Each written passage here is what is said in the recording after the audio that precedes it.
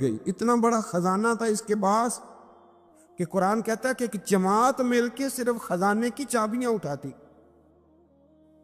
یعنی یہ معاذ اللہ کوئی گپ نہیں، یہ قرآن مجید نے بیان فرمایا کہ ایک جماعت مل کے صرف خزانے کی.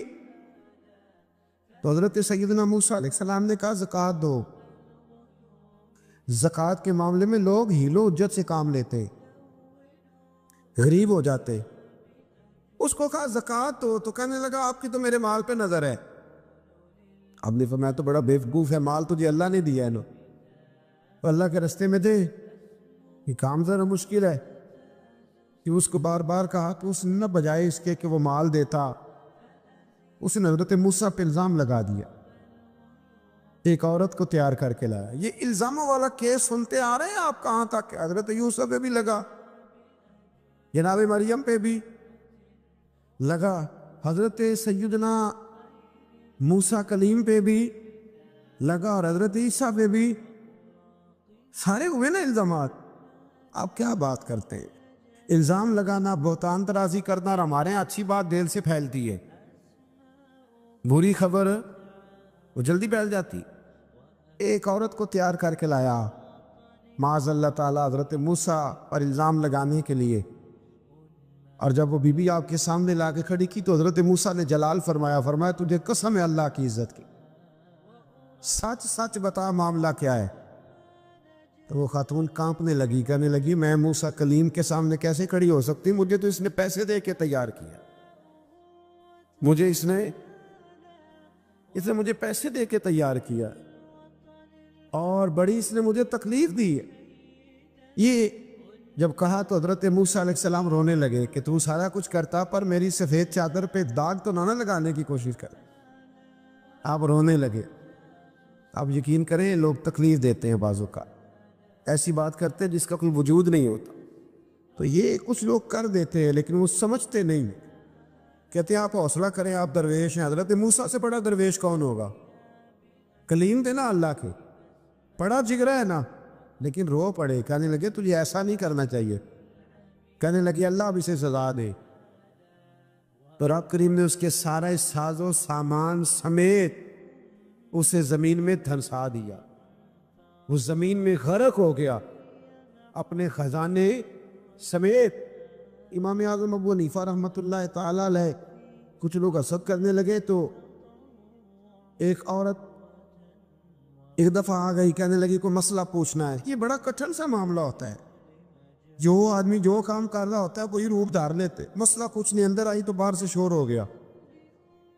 لوگ آ گئے، کوتوال کو بلا لیا، معاذ اللہ امام صاحب کے پاس بی بی ہے، جیل میں لے گئے، سویرے فیصلہ کریں گے. رات کو ساری رات امام اعظم نے نماز پڑھی، ساری رات، اور کہنے لگے اے اللہ اب تو میں بوڑھا ہو گیا، اس حال میں اب ان سوالوں کا جواب دوں گا. وہ عورت بھی ساتھ بند تھی، اس عمر میں ان سوالوں کے جواب یار بڑا مشکل ہوتا ہے. اللہ اکبر. اس عمر میں امام صاحب رو رہے تھے تو اس عورت کا دل نرم ہو گیا. امام صاحب سے کہنے لگی مجھے غلطی ہو گئی، میں نے پیسے کسی سے پکڑ لیے تھے. حضور آپ تو اللہ کے نیک بندے. امام صاحب کہنے لگے اب ایک نیکی کر، کوتوال سے کہہ کہ مجھے کوئی تکلیف ہے تو میں دوا کھا کے واپس آ جاؤں گا. تو وہ کوتوال تو پہلے ملا ہوا تھا، اس نے اس کو کہا کہ مجھے کوئی تکلیف ہے میں گھر جاتی ہوں، دوا کھا کے واپس. امام صاحب نے سمجھا دیا. وہ گئی تو جو برقع اس نے پہنا ہوا تھا نا نقاب ساری عورتیں، وہ جا کے اس نے امام صاحب کی بیوی کو دیا. امام صاحب نے اس کو سمجھا کے بھیجا تھا. وہ برقع گھر لے گئی اور جا کے زوجہ کو ساری بات سنائی. وہ دوائی کھانے گھر چلی گئی اور زوجہ برقع پہن کے تھانے آ گئی. سویرے قاضی کے سامنے بھیج ہوئے تو کہنے لگا جی آپ اتنے بزرگ ہو کے عالم ہو کے بیوی کے ساتھ اکیلے. فرمایا میری بیوی ہے تو میں نے اکیلے ہی ہونا تھا اس کے ساتھ، اور کس نے ہونا تھا؟ جناب آپ کی بیوی. فرمایا بلاؤ میرے سسر کو، اور بلاؤ محلے کی 10-12 عورتوں کو بھی دیکھ لے. انہوں نے دیکھا تو امام صاحب کی بیوی نکل آئی. وہ جتنے تھے نا الزام لگانے والے وہ اب غور سے دیکھ رہے تھے. تو ایک کہنے لگا امام صاحب سے یہ کیا ہوا؟ فرمایا قرآن ہے وَتُعِزُّ مَن تَشَاءُ وَتُذِلُّ مَن تَشَاءُ. یہ قرآن ہے. ہونا کیا تھا؟ رب نے اپنا وعدہ سچا کر کے دکھایا ہے. تو اس نے بھی الزام لگایا، پھر سزا یہ ملی کہ وہ ہمیشہ کے لیے زمین میں دھنستا۔ دولت کون دیتا ہے؟ اللہ دیتا ہے نا، تو اگر اللہ کہے تھوڑی سی واپس بھی کرو، بندیاں دے خرچے بات جاندے دے، تھوڑی سی واپس مانگ لے تو ہاتھ تنگ ہو جاتا ہے۔ ایک خاتون نے ایک دفعہ مجھے پیغام دیا تو میں بڑی اس کی بات سن کے مجھے عجیب لگا۔ وہ کہنے لگی کہ دوسری جگہ میری شادی ہوئی ہے، مجھے طلاق ہو گئی تھی، تو مجھے ایک تانا روز سننے کو ملتا ہے تو اتنی اچھی ہوتی تو وہاں نہ رہ لیتی۔ تو بھئی یہ کوئی تانے والی بات ہے؟ کو ضروری ہے کہ بیوی غلط ہوتی ہے تو طلاق ہوتی ہے؟ اللہ کے محبوب علیہ السلام کی 2 صاحبزادیوں کو ابو لہب کے 2 بیٹوں نے طلاق بھیج دی تھی، کس کی غلطی تھی؟ تو آپ کیا کہہ سکتے ہیں یہاں کیوں طلاق؟ تو اتنی جلدی بات تھوڑی کر دیں گے آپ، تھوڑی احتیاط فرمائیں بولنے۔ حضرت عبداللہ ابن عباس فرماتے ہیں میرے نبی پاک علیہ السلام نے میری تربیت فرمائی، اور محبوب پاک علیہ السلام نے فرمایا عبداللہ یاد رکھنا، یہ نوجوان دوست میری بات لکھ لیں، پریشان لوگ میری بات لکھ لیں، جن کے پاس قوت فیصلہ نہیں وہ اس بات کو لکھ لیں۔ حضرت عبداللہ ابن عباس فرماتے ہیں میرے نبی پاک علیہ السلام نے مجھ سے فرمایا تھا عبداللہ سن، اگر ساری دنیا مل کے تیرا کوئی نفع کرنا چاہے کر نہیں سکتی جب تک میرے رب کی رضا نہ ہو، اور فرمایا ساری دنیا مل کے تیرا کچھ بگاڑنا چاہے تو عبداللہ بگاڑ نہیں سکتی جب تک رب کریم کی حکمت کا تقاضا نہ ہو۔ لوگوں سے ڈرنا، لوگوں کی طرف دیکھنا، ماحول دیکھ کے اپنے راہ کا تعین کرنا، ہر بندے کے خیالات کے مطابق ڈھلنے کی کوشش کرنا، فلانا نہ ناراض ہو جائے، فلانا نہ ناراض ہو جائے، اور جس نے ہونا ہو جائے، بس رب رسول ناراض نہ ہو۔ اپنی زندگی میں اپنے مالک کو مولا جان کے، بل اللہ مولاکم، اللہ تمہارا مولا ہے، وَهُوَ خَيْرُ النَّاصِرِينَ، وہ بہترین مددگار ہے۔ توجہ جب بھی کریں رب کی جانب کریں، اپنے دل کا قبلہ درست رکھیں، سوچوں کے زاویے سیدھے رکھیں۔ میرے بھائی، مالک جب بندوبست کر دے نا، جب مالک بندوبست کر دے، پھر ایسا بندوبست کرتا ہے کہ لوگوں کے پاس نا چارہ نہیں رہتا۔ حضرت مریم رضی اللہ تعالی عنہا پاک باز تھی، مسجد میں رہی تھی، پر مالک کی حکمت کے تقاضے بڑے عجیب ہیں نا۔ پھر جناب مریم کو اللہ تعالیٰ نے بغیر شوہر کی اولاد عطا کر دی۔ یہ بات یہ ایسی تھی، کسی نے کہا تھا کہ مخلوق تو فنکار ہے اس درجہ کے پل بھر میں سنگے در کعبہ سے بھی اصنام تراشے، تم کون ہو کیا چیز ہے داغے کبابی، لوگوں نے تو مریم پہ بھی الزام تراشے۔ تو لوگوں نے کہا کدھر سے لے آئی بچہ، تیرا باپ تو ایسا نہیں تھا، کہاں سے لے آئی؟ اللہ کرے میں آپ کو سمجھا سکوں، ذرا اپنے آپ کو وہاں کھڑا کریں کہ ایک پاک باز عورت، پاک باپ کی بیٹی، طیب ماں کی بیٹی، اور اللہ کے گھر میں پرورش پانے والی خاتون، ایک وہ وقت اور ایک یہ وقت کہ اس عورت کو کٹہرے میں کھڑا کر کے پوچھا جا رہا ہے کہ معاذ اللہ تیری گود میں بچہ جائز نہیں ہے، کہاں سے لائی ہے؟ اب خود سے صفائیاں بندہ کتنی کو دے، کتنی کو وضاحتیں کرے۔ اور میں نے تو اپنی زندگی میں دیکھا ہے زیادہ وضاحت دینے والے کو بھی لوگ جھوٹا سمجھنے لگ جاتے ہیں، زیادہ وضاحت دینے پر بھی لوگ کمزوری کا اظہار سمجھتے ہیں کہ کمزور پڑ گیا ہے۔ آپ صلح کی کوشش کرتے ہیں، سامنے والا بزدل سمجھ لیتا ہے، زیادہ وضاحتیں بھی کمزور کر دیتی ہیں۔ اب حضرت مریم کو کٹہرے میں کھڑا کر کے کہا بچہ کس کا ہے؟ تو پھر خدا بندوبست جب کرے، اللہ جب مددگار ہو، تو پھر حضرت مریم کی گواہی درختوں سے نہیں دلوائی، اس نے پتوں سے نہیں دلوائی، پھر فرشتے نہیں بھیجے۔ حضرت مریم کہنے لگی مجھ سے نہ پوچھو، وہ جو پنگوڑے میں ہے اسی سے پوچھ لو، ان سے پوچھو نا، وہ کون ہے پوچھ لو، ان سے کر لو سوال۔ انہوں نے کہا پنگوڑے میں چند دنوں کا بچہ، یہ جواب دے گا؟ مددگار تھا رب، ان کی برات کا اعلان کرنا تھا مالک نے، اور جب مالک اعلان کر دے، جب مالک تیری صفائی دینا چاہے، جب مالک تجھے دنیا کے سامنے نکھارنا چاہے تو پنگوڑے میں لیٹے حضرت عیسیٰ بول کے کہنے لگے انی عبداللہ آتانی الکتاب، فرمایا میں اللہ کا بندہ ہوں، رب نے مجھے کتاب عطا کر کے نبی بنا کے دنیا میں بھیجا ہے، میں اللہ کا بندہ ہوں، کتاب لے کے آیا ہوں، نبی بن کے آیا ہوں۔ پھر پنگوڑے سے اعلان ہو گیا، پھر بچہ بول پڑا، اور یہ ایک دفعہ نہیں بات ہوئی۔ یہ بنی اسرائیل میں ایک جریج نام کے شخص بھی تھے جو نماز پڑھ رہے تھے، بعض نے لکھا ہے نفل نماز تھی، اماں نے پکارا تو آئے نہیں، تو ماں کے منہ سے نکل گیا تو اتنی دیر تک مرے گا نہیں جب تک کسی بے حیا عورت کا منہ نہ دیکھ لے۔ تو وہ عبادت گزار تھے، لیکن لوگوں نے ان کی عبادت، ریاضت، پرہیزگاری کو نہیں دیکھا، بس ایک عورت کو بھیج کے الزام لگوا دیا۔ وہ عورت آیا جایا کرتی تھی، اب آ جاتی ہیں عورتیں، مسئلہ پوچھنے کی نیت سے بھی آ جاتی ہیں۔ ماحول میں کچھ جگہ ایسی بھی ہیں جہاں عورتیں دم کرانے کے بہانے آ جاتی ہیں۔ وہ خاتون آتی جاتی تھی اس خانقاہ پہ، آستانے پہ، یہ بخاری میں موجود ہے، پھر اس نے کہا میری گود میں جو بچہ ہے یہ انہی کا ہے۔ مجھے بتائے کیسے بندہ وضاحت دے؟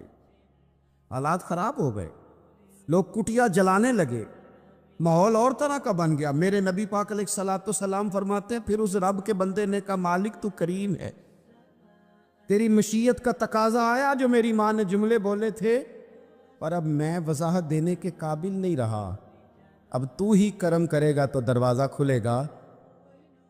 تو وہ چند دنوں کا بچہ پنگوڑے میں بول کے کہنے لگا میں اس درویش کا نہیں، میں تو فلانے چرواہے کا بچہ ہوں، وہ جو بکریاں چراتا ہے۔ رب کی مدد کو پکاریں، اپنے ساتھ اپنے مالک کی مدد کو شامل کریں، تھوڑے رزق پر بھی گزارا اچھا ہونے لگ جائے گا۔ سارے لوگ آپ کو گرانے کی تدبیریں کر رہے ہوں گے اور مالک آپ کو عزتیں عطا فرما دے گا، اس کی بارگاہ سے حکمت کا تقاضا اور ہو جائے گا۔ ہم نے ساری زندگی لوگوں کو راضی کرنے میں گزار دی، ساری زندگی بڑھاپا آ گیا بچوں کو پالتے، اور بچوں نے آخری عمر میں کہہ دیا ابا اگر کوئی ڈھب کا کام کر لیتے تو آج ہمارے دن بھی پھر نہ جاتے۔ ساری زندگی گزار دی بہن بھائیوں کو راضی کرنے میں، ساری زندگی گزار دی ذمہ داریاں اٹھانے میں، ان کو 99 دفعہ دیا، ایک دفعہ نہیں دیا تو انہوں نے کہہ دیا تو نے تو کبھی دیا ہی نہیں، تو تھا ہی نہیں۔ ساری زندگی محلے داروں، علاقے والوں کو راضی کرنے میں گزار دی۔ اور میں نے ایسے لوگ بھی دیکھے دین کے لیے وقت گزارا، لیکن جب بڑھاپے میں دانت کام نہ کرتے تھے تو وقت کے مفتیوں کو بھی مسجدوں کی کمیٹیوں نے کہہ دیا اب آپ کی سمجھ نہیں آتی، ہم نے خطیب کو یور رکھنا ہے، نہ دیکھو دنیا کی طرف، دنیا رلا دیتی ہے، نہ راضی کرو بندوں کو، بندے تھکا دیتے، نہ پیچھے بھاگو ہر وقت دنیا داروں کے، یہ انسان کو کمزور کر دیتے ہیں۔ وہ تو کریم ہی بڑا ہے، 2 آنسو زمین پر بعد میں گرتے ہیں، بندے کے گناہ سارے پہلے معاف فرما دیتا ہے۔ اللہ کی مدد کا حصول، اپنے مالک کی مدد کی طرف بڑھنا، آپ کو بدر کی جنگ بھی یہی درس دے گی، آپ کو احد کا میدان بھی یہی سبق دے گا، فتح مکہ بھی یہی سبق دے گا۔ میرے دوستو جب رب مدد فرمائے، جب اللہ مددگار بنے، دوستوں سے ایک بات اکثر کرتا ہوں،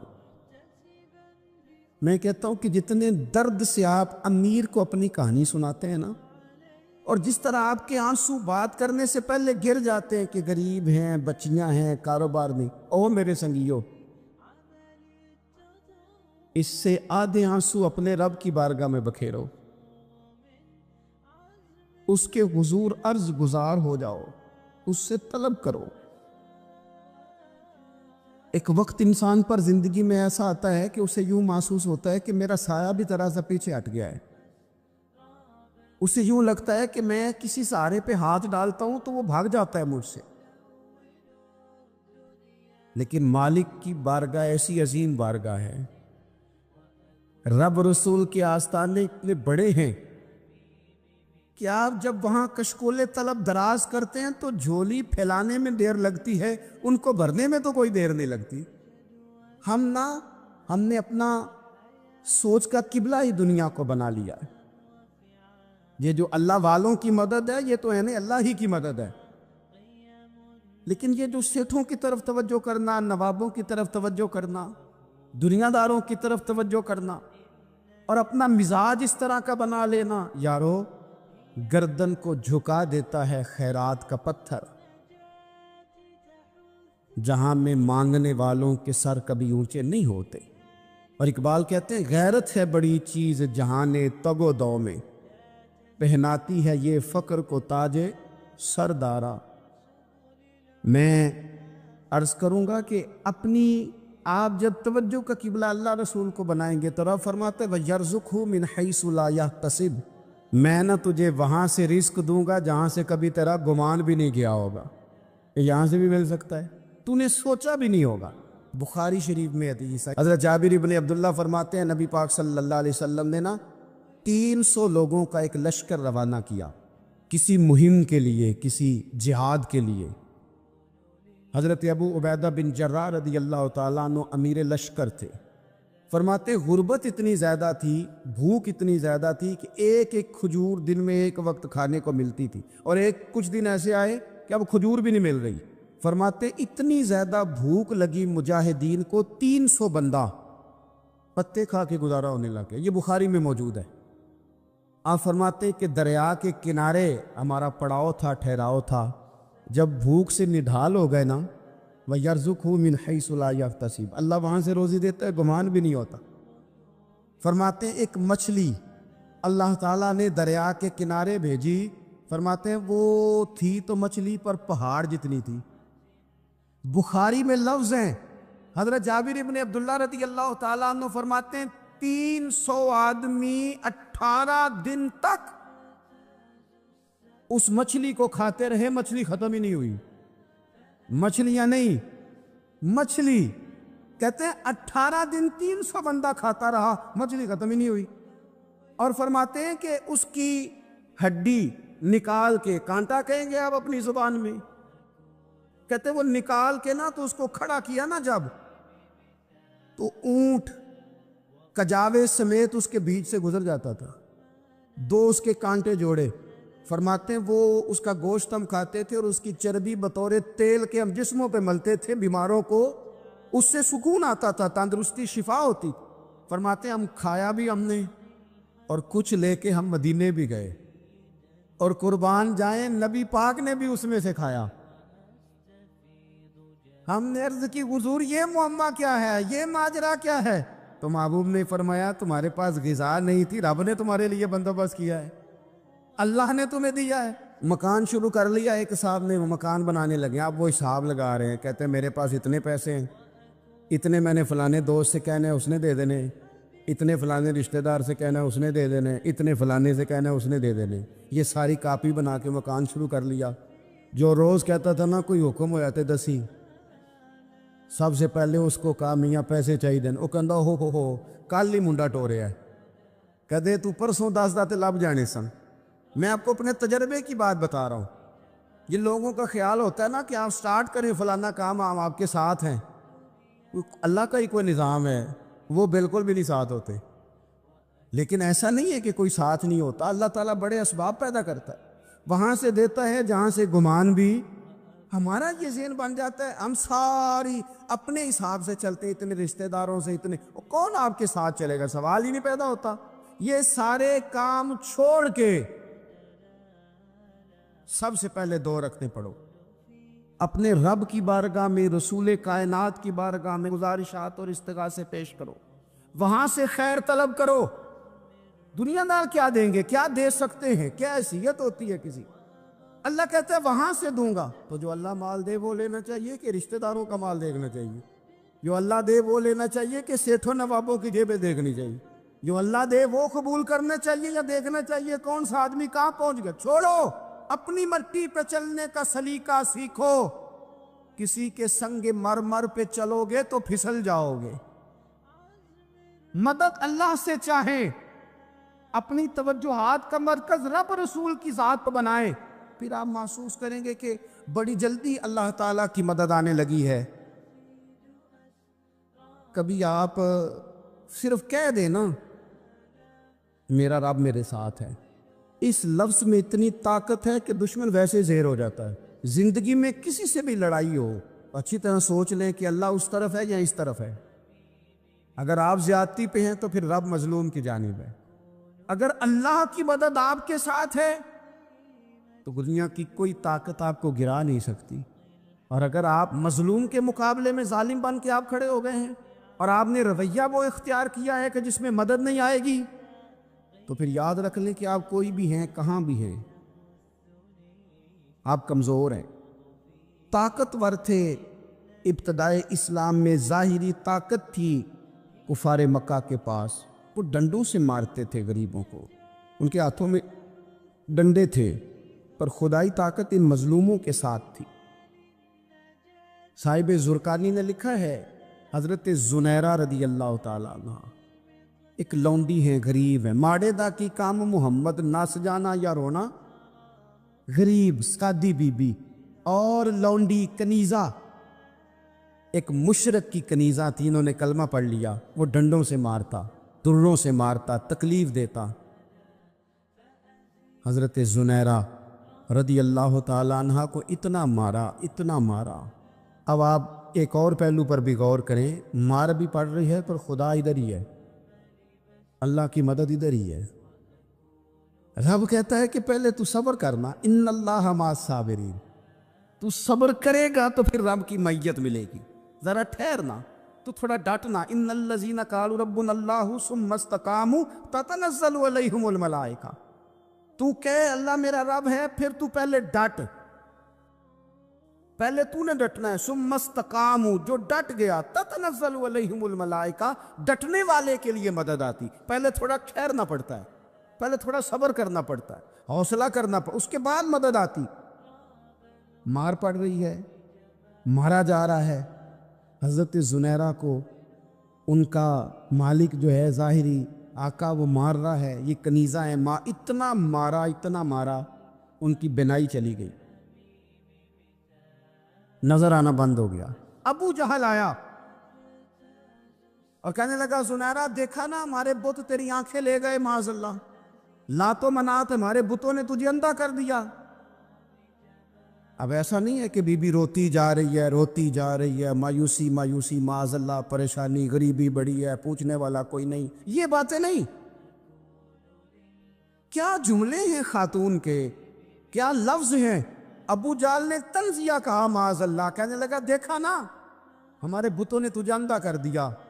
تو جناب زنیرہ آنکھوں کی بینائی گئی ہے، رات کو گئی ہے، دکھ ابھی تازہ ہے، لیکن اللہ پہ جو توکل ہے، اپنے مالک سے جو رشتہ ہے،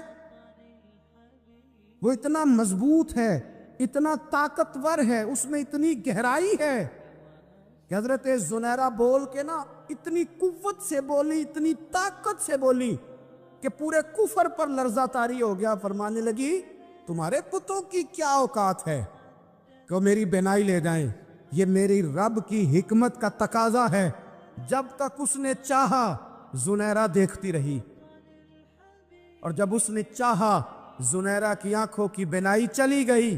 اور اگر وہ چاہے گا نا تو بینائی واپس بھی کر دے گا. اگر ہو ذوق یقین پیدا تو کٹ جاتی ہیں زنجیریں، اگر وہ چاہے گا تو بینائی آ بھی جائے گی. حضرت زنیرہ نے رات کو یہ لفظ کہے، ابو جال اور سارے کفار ڈر کے سن کے چلے گئے. آپ اطمینان سے آ کے بستر پہ سوئی. جب سویرے اٹھی تو اللہ نے آنکھوں کی روشنی واپس کر دی تھی. آنکھوں کی اب چھڑی پکڑی ہے، بازاروں میں گھومتی ہے، کہتی ہیں بلاؤ کدھر ہے تمہارے لات و منات، دیکھو میرے رب نے روشنی واپس کر دی. آ کر میرے ساتھ ادھر آ، ستمگر ہنر آزمائے، تو تیر آزما ہم جگر آزمائے. بیمار لوگوں یاد رکھو، کہہ دیا ڈاکٹر نے کہ تو بڑا بیمار ہے، تو بڑا کمزور ہے، یہ ہو گیا وہ ہو گیا، تو ڈاکٹر اپنے علم کے مطابق بات کر رہا ہے. ہوگا تو وہ جو میرا رب چاہے گا. کمزور ہو جانا، پریشان ہو جانا، تکلیف میں آ جانا، پتہ نہیں بات ہو گئی ہے تو جانے کیا ہو جائے گا. اپنی زندگی کے اندر اپنے رب سے رشتہ مضبوط کرے، رسول کائنات سے رشتہ مضبوط کرے، اللہ والوں سے رشتہ مضبوط کرے. حضرت زنیرہ نے پیغام دیا کہ زندگی میں جو جینا چاہتے ہیں تو وہ رب کا نام لے کے جی سکتے ہیں. جو اپنی زندگی میں خوشیاں دیکھنا چاہتے ہیں تو رسول اللہ کے نام پر خوشیاں دیکھی جا سکتی ہیں. توکل کی بنیاد پر بندہ خوشیاں لے سکتا ہے.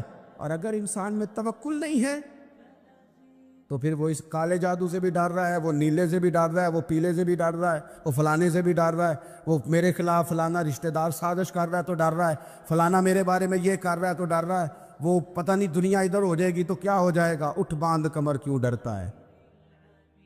پھر دیکھ خدا کیا کرتا ہے. تو اس ساری گفتگو کا نچوڑ آپ کو یہ عرض کیا ہے. سب سے پہلے تو یہ کہ میدانوں میں مدد بھی اللہ کی، رزق میں مدد بھی اللہ کی، فصلیں خشک ہوں تو مدد پھر بھی اللہ کرے تو پھر ساری مدد، اور اگر انسان بیمار ہو تو پھر بھی مدد اللہ کی. تو اپنے اللہ کی جانب توجہ کو بڑھائیں، آپ اللہ سے مدد کے سوالی بنیں. ترمذی کی ایک حدیث ہے، میں آپ کو زندگی کا تجربہ بتاتا ہوں کہ جب میں بڑا پریشان ہوتا ہوں تو یہ والی روایت کھول لیتا ہوں، مزہ دیتی ہے. میرے نبی پاک علیہ السلام نے فرمایا اپنے دکھ سیٹھوں نوابوں کو نہ کہنا، مالداروں کا نہ کہنا، ورنہ اللہ تمہیں کبھی غنی نہیں کرے گا. فرمایا اپنے دکھ اپنے رب کی بارگاہ میں عرض کرنا، جلدی کرے یا دیر سے کرے اللہ تمہیں لوگوں سے بے نیاز کر دے گا، اللہ تمہیں غنی کر دے گا. رات کو بیٹھو نا اس کی بارگاہ میں. امام غزالی سے کسی نے پوچھا تھا، امام غزالی سے، کہ حضور اللہ کا بندے سے راضی ہونا کمال ہے یا بندے کا اللہ سے راضی ہونا کمال ہے؟ تو امام غزالی مسکرائے، فرمانے لگے رب تو بڑا ہی مہربان ہے، وہ تو بڑی جلدی راضی ہو جاتا ہے. وہ تو مسجد میں آ کے توبہ کرے تو اللہ راضی، کسی یتیم کے سر پہ ہاتھ پھیرو تو اللہ راضی، وہ تو کسی اندھے کو رستہ دکھایا تو اللہ راضی ہو گیا، وہ تو طوائف نے کتے کو پانی پلایا تو اللہ. امام صاحب فرمانے لگے یہ بندہ ہے جو اللہ سے راضی نہیں ہوتا. جس کے پاس اولاد نہیں وہ کہتا ہے چلو ایک بیٹی مل جائے تو میں راضی ہوں، بیٹی مل گئی تو کہتا اب ایک بیٹا بھی ملے تو پھر راضی ہوں، پھر کہتا ہے یہ دونوں اچھی تعلیم حاصل کر لے تو پھر میں راضی ہوں، پھر کہتا ہے یہ بہت زیادہ پیسے کمائے تو پھر میں راضی ہوں. بہرحال راضی ہوتا، لیکن جو راضی ہو جاتا ہے نا، اللہ اکبر، جو اللہ سے راضی سکھی بڑا رہتا ہے، سکون میں بڑا رہتا ہے، مطمئن بڑا رہتا ہے. جو سمجھ لیتا ہے نا کہ جو میرے رب نے بہتر سمجھا وہ میرے اللہ نے مجھے. میں کبھی کبھی سوچتا ہوں کہ یار حضرت بلال حبشی نے کوئی عہدہ نہیں مانگا ساری زندگی، انہوں نے نہیں کہا مجھے بھی ایک صوبے کا گورنر بناؤ میری بھی خدمات ہے، مجھے بھی وزیر خزانہ بناؤ میرا بھی کچھ بنتا ہے. ایک دفعہ نہیں کہا سیدنا بلال حبشی رضی اللہ تعالیٰ عنہ نے کہ میری بھی کوئی ڈیوٹی ایسی ہونی چاہیے کہ مجھے چلو سپہ سالار ہی بنا دیا جائے. ساری زندگی مسجد میں جھاڑو دیا تو اسی پہ راضی رہے، ساری زندگی محبوب کے مہمانوں کا لنگر پکایا تو اسی پہ راضی رہے، ساری زندگی میرے محبوب علیہ السلام کے بچوں کی نوکری کی تو اسی پہ راضی رہے، راضی بالرضا رہے. حضرت سیدنا موسیٰ علیہ السلام نے عرض کی کوہ طور پہ جا کے، مولا میری قوم پوچھتی ہے کہ کوئی ایسا کام بتا جو ہم کریں تو ہم سے راضی ہو جائے. حضرت موسیٰ کی قوم کا خیال تھا کہ تہجد کا حکم آئے گا تو پڑھیں گے، صدقات کا حکم آئے گا تو دیں گے، جہاد کی بات ہوگی تو کریں گے. کچھ جو نیک لوگ تھے ان میں سے انہوں نے یہ پیغام دیا کہ مالک ہمیں بتائے کہ وہ کس کام پہ راضی ہوتا ہے، ہم وہ کام کریں تاکہ اللہ ہم سے راضی ہو جائے. حضرت موسیٰ کلیم کہتے میں نے عرض کی مولا میری قوم پوچھتی ہے کہ کون سا ایسا کام کریں کہ تو راضی ہو جائے. تو رب کریم نے ارشاد فرمایا موسیٰ کہتے میرا خیال تھا کوئی لسٹ ملے گی، لیکن مالک نے ایک جملہ کہا، ایک جملہ، اور تفسیروں کے دریا بہا دیے. عرش کے مالک نے فرمایا موسیٰ ان سے کہو جا کے کہ وہ مجھ سے راضی ہو جائے، میں ان سے راضی ہو جاؤں گا، مجھ سے راضی ہو جائے. بندے اللہ سے راضی ہی نہیں راضی ہوتے، اللہ کی رضا پہ راضی رہیں، مالک کے فیصلوں میں اپنے دل میں کوئی بوجھ محسوس نہ کریں، اپنی زندگی اللہ کے فیصلوں. دیکھیں نا، جو ماں باپ اللہ نے بڑے اچھے سمجھے وہ ہمارے لیے پسند کی، وہ اللہ نے ہمارے لیے جو اس نے ہمارے حق میں بڑے، جو بہن بھائی، اللہ کرے آپ کو سمجھ آئے، جو بہن بھائی اس نے ہمارے حق میں بڑے اچھے سمجھے وہی بہن بھائی اس نے ہمیں عطا کیے. جس بیوی کو اس نے ہمارے گھر کے گلشن میں بہتر سمجھا اس کو لا کے اس نے ہمارے آنگن میں بٹھایا، اور جو اولاد اس نے ہمارے لیے باعث